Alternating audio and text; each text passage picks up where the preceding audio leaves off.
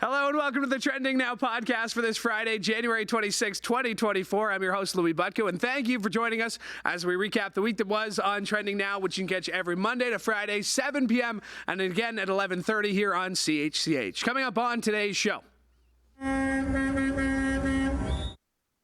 A federal judge says the Liberal government's use of the Emergency Act to clear convoy protesters that took over Ottawa for weeks in response to COVID-19 was unreasonable.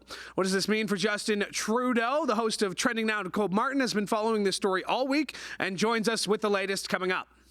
A huge week for the WWE starts with a historic deal with streaming giant Netflix and ends with their executive chairman Vince McMahon accused of sexual assault and trafficking in a new lawsuit.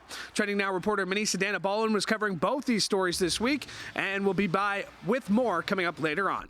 And the Oscar goes to, well, we don't know that, but we do know who are just honored just to be nominated. We'll break down some of the biggest surprises and snubs with our in-house entertainment expert and producer and co-creator of Trending Now, Laura Sebben, with that and more. But first, unjustified, unreasonable, unconstitutional. Federal judges ruled that the Liberal government's decision to invoke the Emergency Act in response to the Ottawa convoy protest violated the charter. To discuss that, Nicole Martin, and I wasn't expecting this news this week, but pretty big news out of Ottawa. It's huge news. When you said unjust, though, I thought you were talking about the Bills game on Monday. Listen, it's been long. Or Sunday, I should say. Yeah. But Monday, I know you said, let's not talk about it. We're not speaking of it. Yeah. But it's long enough into the week now. I think we can address. No, it's not on. It's not on the topics for the day. I was off on Monday, and then I literally told people, don't worry about it. Don't talk to me about it. I'm upset as it is. It was a great season for the boys. A lot of injuries. They fought hard. Changed the offensive coordinator. I am kind of going for Detroit now. My grandma, my 81, soon to be 82-year-old grandmother, it was born in Detroit, raised in Detroit, and she loves all the added economic impact that's happening with what's going on in Detroit with the Lions. So I'm going for the Lions the rest of the way. So as much as I love, Taylor Swift, and Kelsey, I like the Lions too. The fact that they've never been in a Super Bowl game, this is huge for them. Fingers crossed if they get there. It is huge. I went to Bills Lions game. It's a beautiful stadium down there. But yeah, go Lions. I don't care about the 49ers at all. But let's get back to derail this. I was like, I just need Louie's take You had to take a shot at me. It's fine. You saw football on my shirt, my Western sweater here.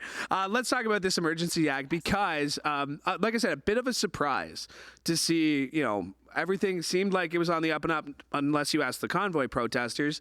But what did you make of this week's news? This is a huge moment, and I was able to speak with the two organizations who actually brought forward this case to federal court, and that's the Canadian Civil Liberties Association and the Canadian Constitution Foundation. And it was actually their arguments to the justice, this federal judge, that had him change his mind on the invocation. At first, he was leaning towards, they were in the right to use it. But then he heard the arguments. No, they were not. And here's why. They argued the fact that it was a police matter. They had an entire response that they created, a whole plan. And that was the same plan that was used to remove the protesters in Ottawa at the end of the day. It wasn't the Emergencies Act. But the Emergencies Act they found was an overreach in the fact that they're freezing bank accounts and they're coming after protesters in a way that was unconstitutional. Yeah, so they blocked border points also in Windsor and in Alberta. Yes. Meanwhile, protesters in the nation's capital parked trucks, large vehicles within key arteries of the city for nearly a month, honking their horns for days on end. I found interesting that the judge said, basically in his argument, do I think this was extreme? Yes, probably, but these were extreme circumstances in which they did invoke this Emergency Act. Yeah, I can't help but feel terrible for the people who had to live through that. Yeah. During the inquiry, which is a whole separate commission looking at the Emergencies Act, and they actually found the opposite. They found that the Liberal government was justified in their use of using the act. But you heard the testimony from some of the people living there. One woman who was blind, couldn't even leave her apartment for over a month, because she was being targeted every time she walked out the door and couldn't see. It was horrific, some of the things that they went through. But again, at the end of the day, a lot of people are already reading into this that people should be more upset with the municipality in Ottawa with the police services. Hello, why didn't you do your job? Why didn't you believe the intelligence that was coming in saying that we had all these truckers and protesters coming up to take over the city of Ottawa? And then the government of Ontario, Sylvia Jones, she was a Solicitor General at the time during the Freedom Convoy, or so-called Freedom Convoy, I should say, that's what they call it. She's now standing behind the federal government in their use of it.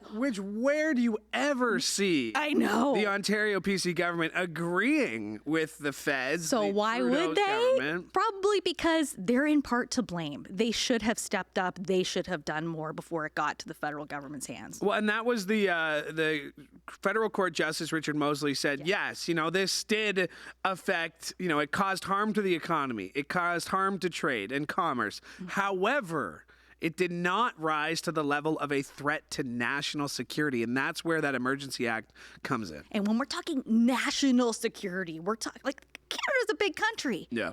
At the time of the invocation of the Emergencies Act, February 14th, 2022, Coutts and Alberta cleared. The RCMP dealt with that. They were gone. The Windsor border, the Ambassador Bridge, also gone. So now we're just dealing with Ottawa. That's not a national security threat. Do you get the sense that this may embolden another so-called Freedom Convoy protest? I mean, we've heard stories about these camps or, these plans and whether they do this again. We've heard the million person March for Children or whatever they're calling it. Do you think this will embolden more things like this? I think that's a great question. I think one point is that this decision, I should say, by the federal judge does not vindicate the protesters. However, so I don't think that is going to embolden them, but the fact that all levels of government haven't come together since and said, okay, what should our response have been? How do we make this better?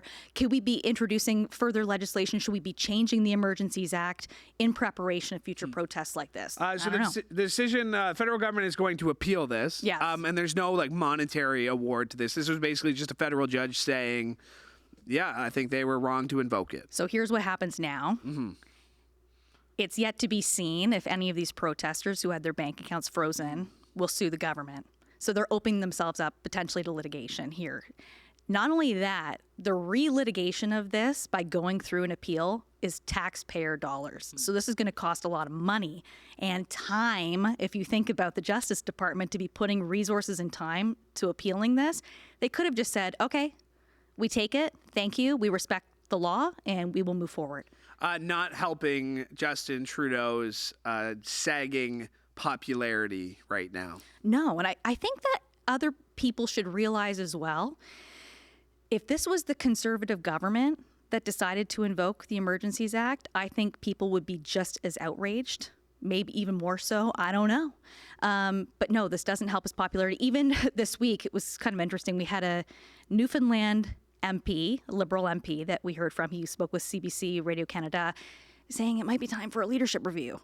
A day later, 180 on that statement because it came the day before Trudeau was set to address his caucus. Can you imagine? You have one of your own saying, people hate him, so we should maybe. Caucus meetings going on this week in Montreal, yes, right? Yeah, and Trudeau had his big speech yesterday, so it came the day before that. We had a Liberal MP saying could be time for a leadership review. Also pretty telling that it wasn't the Prime Minister who was in front of this. He put Chrystia Freeland front and center. You want to be Deputy Prime Minister? This is what you got to deal with. You got to take the fall here, but not just that, take the fall.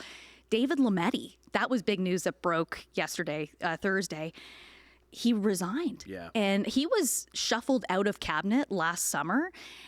And that was a shock to him, too. He was the Justice Minister and Attorney General of Canada during the Emergencies Act time and was the one who proposed using it. And now he's out of politics. He says with mixed emotions. He still believes he was in the right to say the Emergencies Act was fair. Yeah. But yeah, we're still waiting to hear if this has something to do with it as well. Yeah, I'm pretty worried about. I'm not too worried about this. I'm worried about what's going on down south. Yeah. We talk about this. The Canadian Civil Liberties Association said this was a win for Canadian democracy. Okay. When we're talking about American democracy, little shaky at the moment. All right. It was another busy week for former U.S. President Donald Trump, current frontrunner for the Republican nomination. It started with some good news for him on Monday as Ron DeSantis says, I'm done. I'm out. Kind of saw this coming, canceled his appearances on the Sunday talk shows, the political roundtable discussions that happened on Sunday in the States. Then on Monday, he makes it official saying, I'm going to drop out. Tuesday are the primaries, and a pretty interesting result. Donald Trump expected to win double digits, got pretty close there, high single digits, but a relatively convincing win for him in New Hampshire. Yeah, definitely not a landslide, though, that was being predicted. I think if it was a major win for him, like Iowa, Nikki Haley, I don't see continuing on. However, we're waiting to see what will happen next then in South Carolina. She was the former governor of South Carolina, so maybe she has some weight there. She's pretty defiant right now. She went on stage, and I thought it was pretty funny that, she went on first and said, this was a big win for us. We didn't win, but this was big for us. And then Donald Trump comes on afterwards and makes fun of her dress, which was just like a pointed, like she comes out in this fancy dress that may be not so fancy. Who knows? But it may be fancy. It may not be fancy. Just fixated on the tiniest little things. And I think it's pretty interesting that, you got the Republican National Committee, the RNC, basically saying he's our presumed nominee. They've gone through 2 states. New Hampshire, which is mostly independents, which helped Nikki Haley for sure. Yes. And Iowa, which was 56,000 total votes. And they are ready to say, this is over.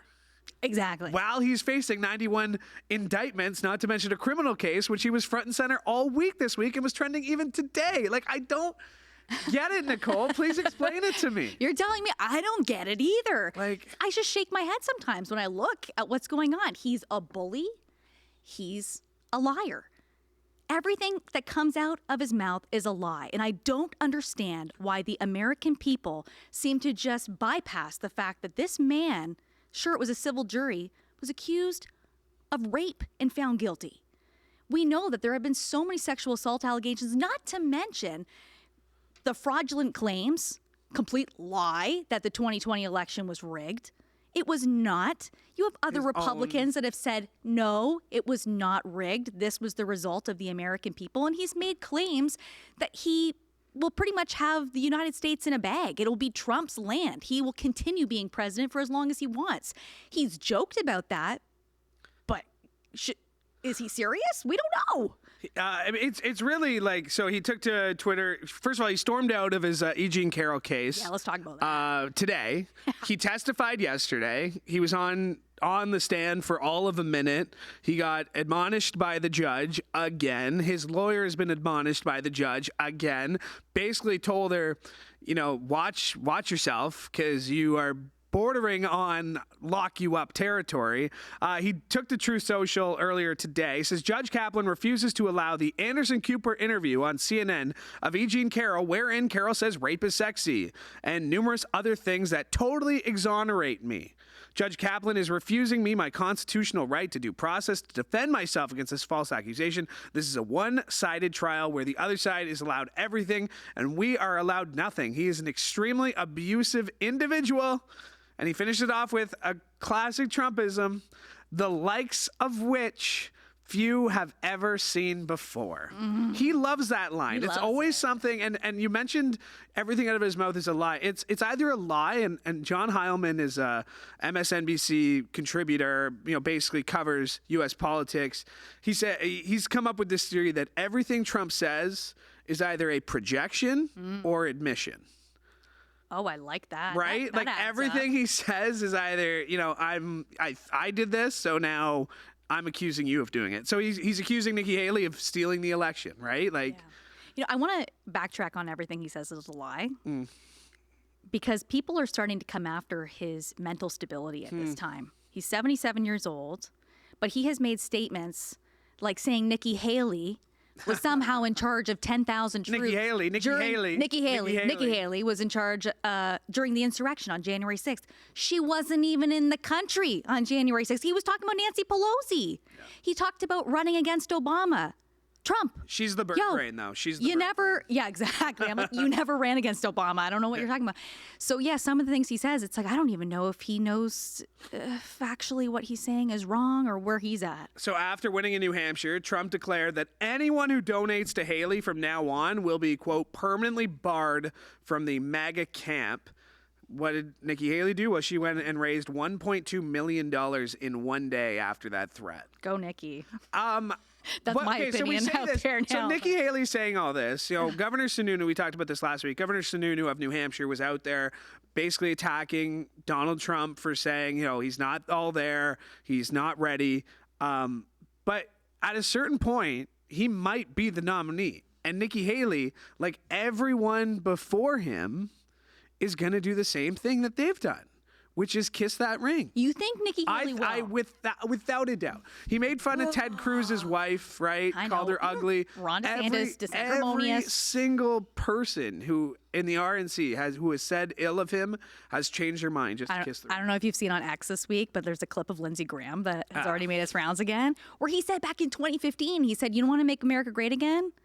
Donald Trump would go home. Yeah, pretty much. Well, I think to hell. Is what he said, but yeah, if that's his home, I don't know. But yeah, so we'll see what Nikki Haley does if she does drop out of the race. South Carolina's GOP president is saying Nikki Haley should be ready for anything in South Carolina. Well, a lot of the people that for home state dirty tricks. Well, a lot of people who worked under her when she was the governor have already endorsed Trump.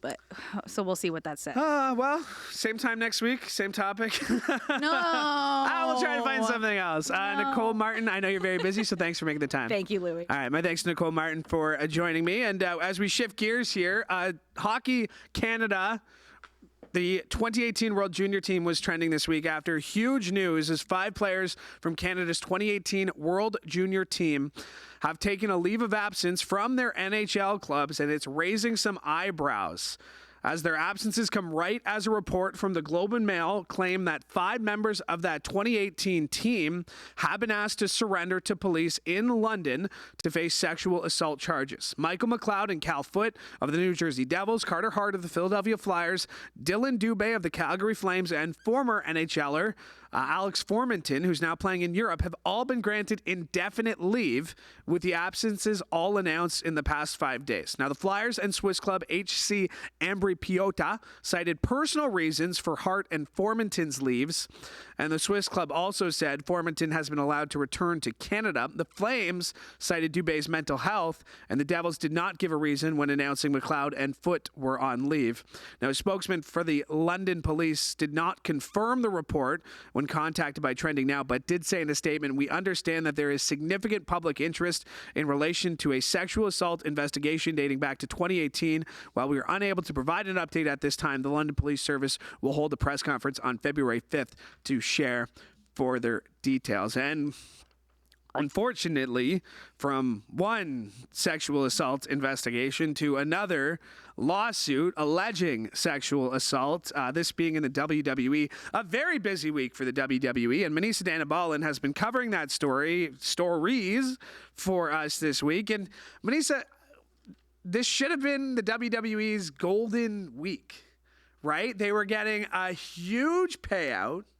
They were the first kind of live sports deal on Netflix. Let's start with that one. That was a huge deal earlier in the week. Yeah, it was huge because after 31 years, I believe, they were being they were going into streaming and stuff like that for the first time, right? Like obviously in the States, it's on Peacock and stuff like that, but that's only certain things.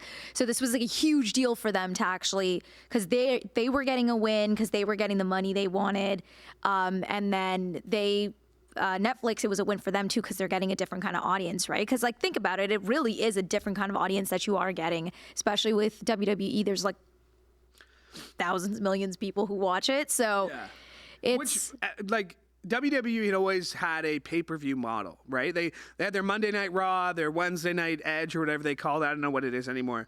But this is the Netflix's biggest jump into live entertainment in a deal that's going to pay, what, $500 million a year? I think it's a 10-year, $5 billion deal. I think so. Yeah, I'm blanking on the numbers. Right Yeah, now. the 10-year deal is valued at more than $5 billion, according to a company filing. And Netflix will have the option to exit the deal after 5 years and to extend it for another one. What people you talk to, and again, we're going to get to the latest WWE revelation that you've been talking to people about this, but let's go back earlier this week. Is this good for wrestling fans based on what? Well, wrestling fans who are already subscribers to Netflix, it's like no difference for them because like they don't have to pay additional costs to watch all the WWE products, right?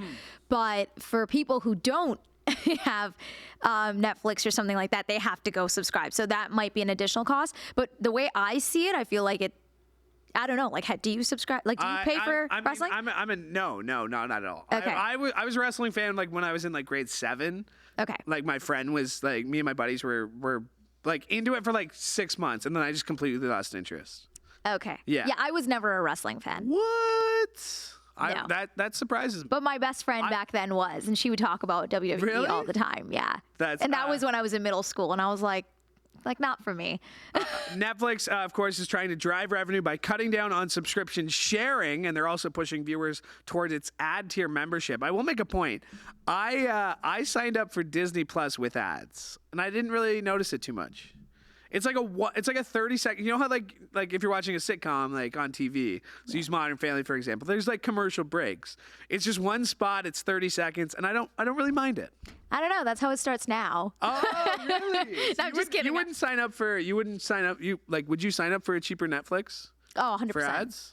With ads, though? With like, it just depends how many commercials, right? If it's just like YouTube where it's like 2 commercials and then I could skip if they're going to put like a 10-minute long commercial. Our camera guy, Keith, was the one who got me onto Netflix with commercials. How much cheaper It's like $5.99 a month.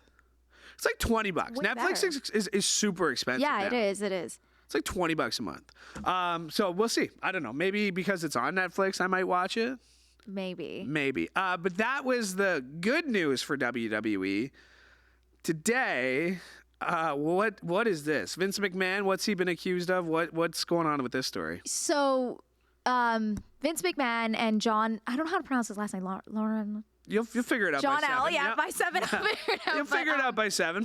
But both of them were accused of sexual misconduct and like basically in exchange for money, like pressuring Janelle Grant to have like sexual she's been them. so she signed a deal, right? She had signed a settlement, basically said they were going to pay her $3 million. She got $1 million payment, and they stopped the payment. So that's why she's going forward with this. And the thing is, after like I was just reading that part of like the document too, where it says she was, even after she signed the NDA, after that, like he was still exploiting. He was trying to exploit her, right, and trying to get her to do these things to entice other people to come back to the WWE. Yeah. So one of those that's been tied up is Brock Lesnar.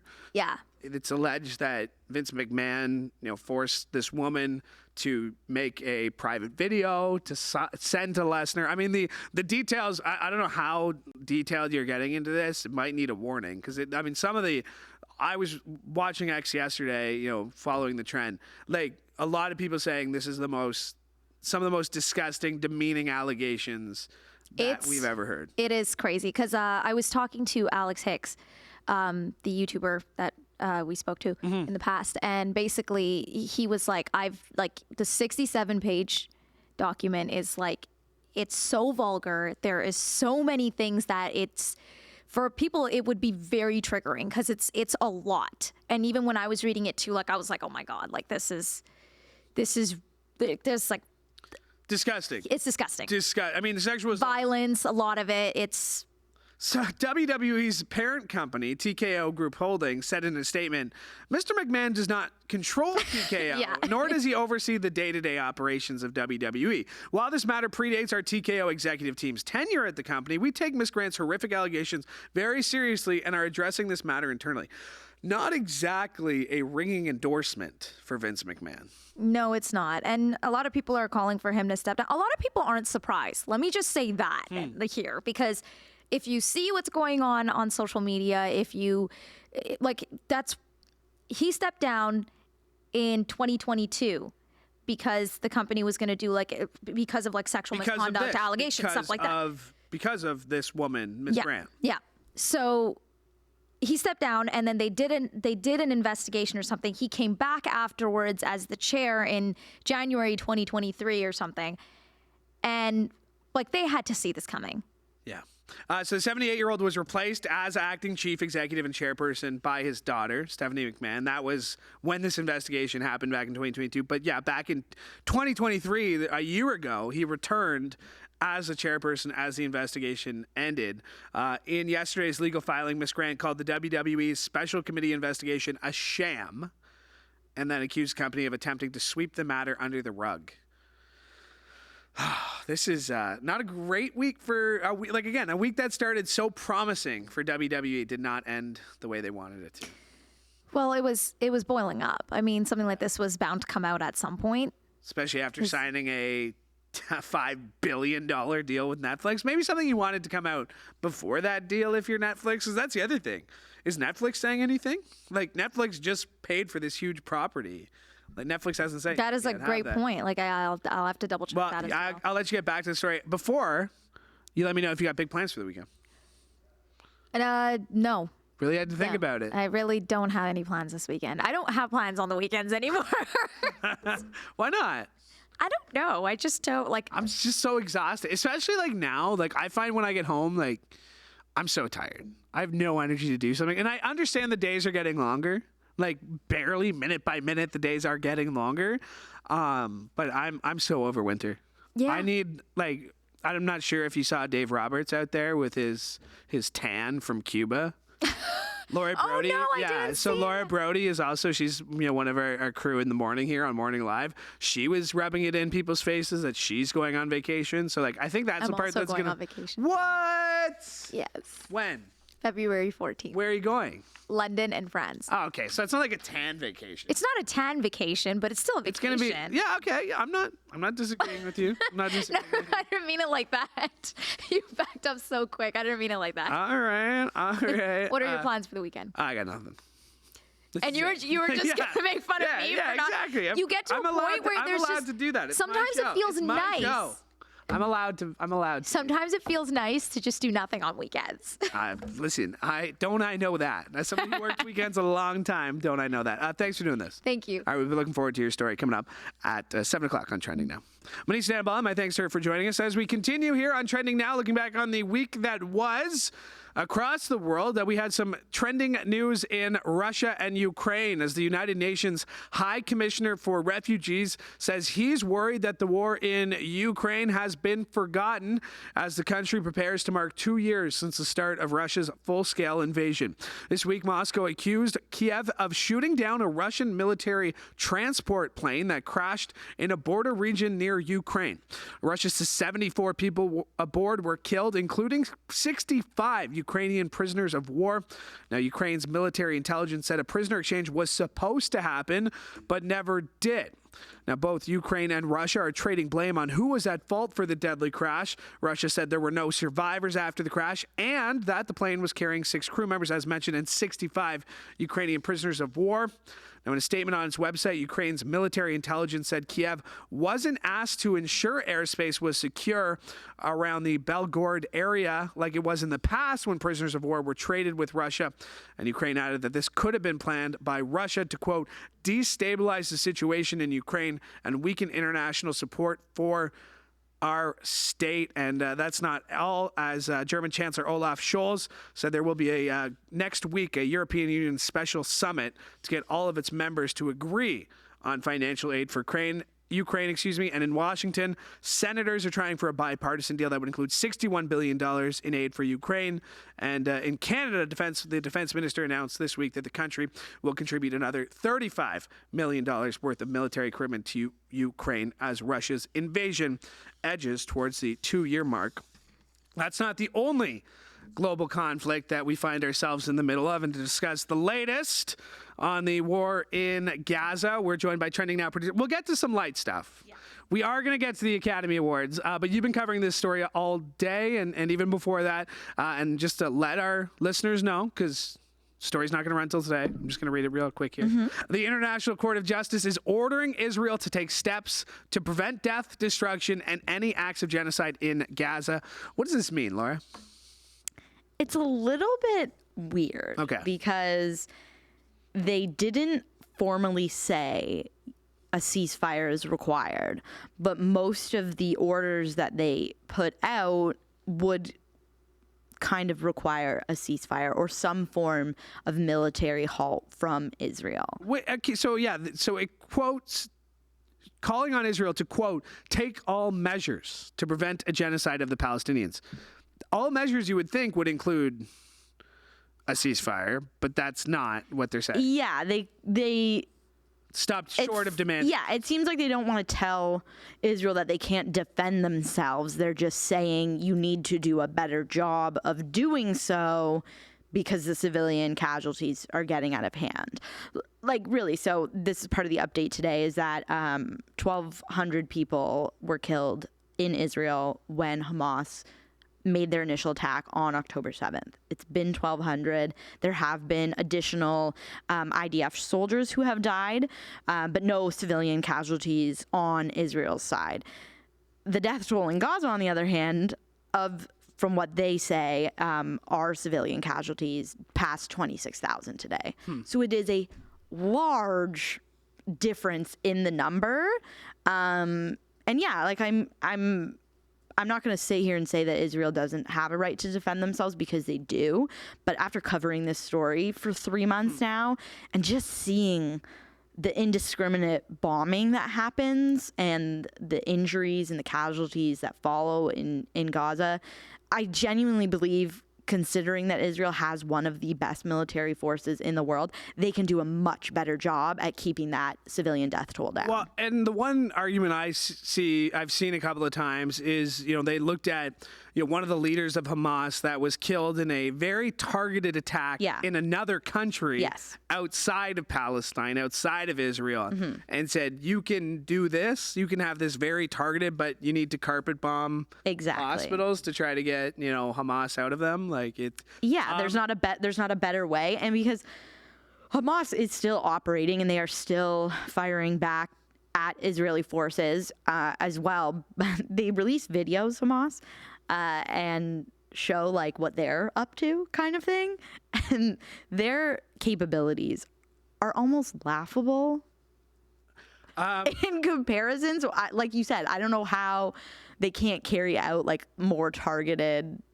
Yeah. I don't normally do this because it's a podcast and like there's no such thing as breaking news on a podcast because we're taping it. But I am going to say that Nicole Martin, who was just here a few minutes ago, has sent an email that says a verdict has been reached in E.G. Carroll's defamation damages trial against Trump. A jury has reached a verdict, and it's expected to be read in court shortly. Of course. So because we're busy today. You're gonna have to go relatively soon. Make sure you watch Trending Now tonight for the latest on that one. But I do want to get to the Academy Awards. Fridays are supposed to be easy. Pre-tape. Sorry, that's the we're gonna do your special word Don't worry. Use here on Fridays. Don't worry. Here a lot. But let's talk about the Academy Awards. Barbie is getting a lot of people talking Barbie, basically saying this is the plot of the movie. Yeah. Ryan Gosling is celebrated. Greta Gerwig, nothing. Margot Robbie, nothing. How are you feeling about the whole Barbie snubs?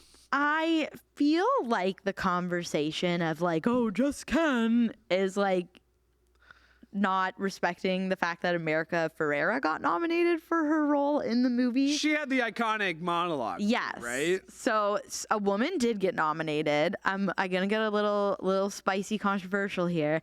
I don't think Margot Robbie did anything worthy of an Academy Award in that movie, to be honest. Shocked. I think Greta Gerwig deserved an...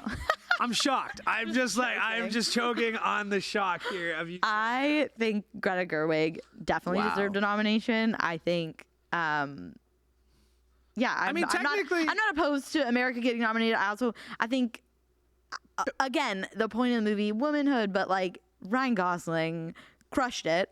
But yeah, I didn't think Margot did anything like outstanding. But She's Barbie. She was the perfect Barbie. Yeah, she was Who could have seen Barbie, but anyone I else? don't know. It wasn't like a Academy Award winning performance to me. But yes, no, I think Greta. My thing with the Oscars is always like, how are you gonna Hashtag Oscars so white. Well, yeah, but they do these things where they'll nominate movies for stuff, but then won't nominate people within the movies. So I don't know if you remember when like Parasite was big in there.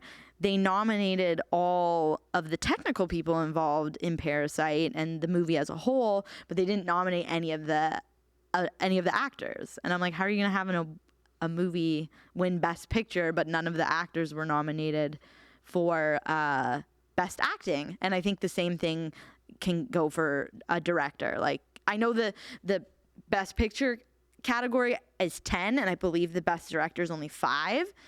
But yeah. Anyone you were like super excited to see like nominated? Justice for Zac Efron. I wanted him to be nominated. Oh and yeah, he that wasn't. movie got nothing. Eh? It got nothing. It got nothing. Absolutely nothing. Iron Claw or whatever it is. Yeah. So out of Best Picture, American Fiction. You seen it yet? Not yet. Anatomy of a Fall. Not yet. Barbie. Yes. Holdovers. No, I'm going on Tuesday. Killers of the Flower Moon. No. Maestro.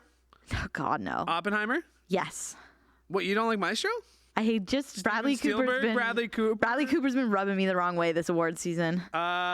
Poor Things. Seeing it on Sunday. Past I Lives, mean. Zone of Interest. No and no.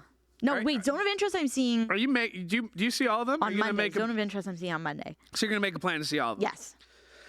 Well, good luck. Thank you. Speaking of good luck. One year, actually, I did every single movie that was nominated, even the shorts, even the documentaries. I did every single film. So I'm going to try and do it again this year. We didn't I have- like to have, I like to criticize and like be valid because I'm like, well, I watched them all, so this one sucked. I'm just hoping there's another contest that maybe I can win this year.